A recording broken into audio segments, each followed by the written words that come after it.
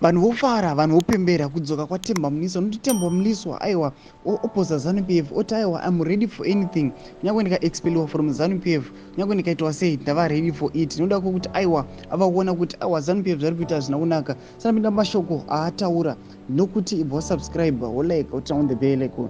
Nokuti anouya panapa extend pakonyora achiti we have to take the fight to the ward and village levels to uproot it.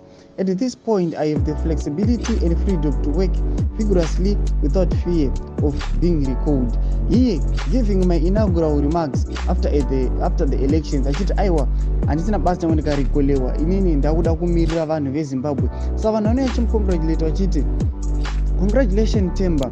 I don't doubt your ability, but remember, Zimbabwe needs change. Use the opportunity to spearhead our quest through Sadc. Manoti congratulations, say Manoti Makrokoto Sabu. Manoti, there is no doubt that you will bring the fight against corruption. Corruption in Zimbabwe needs someone as fearless as you are the best. Doba shukana ichi congratulate Temba Mliswa chita aiwa nenda va ready for anything. Nyango ndikarekolewa, nyango ndikaitwa sei. Muri Zimbabwe Temba Mliswa tikuona kuti aiwa ava kuopposa Zanu PF. Tuze mafiguro enyu ne comment section medu. Sanga no subscribe, kulike, turn on the bell icon. Rambo chana mabditsa ndokupa Panbazi News Live.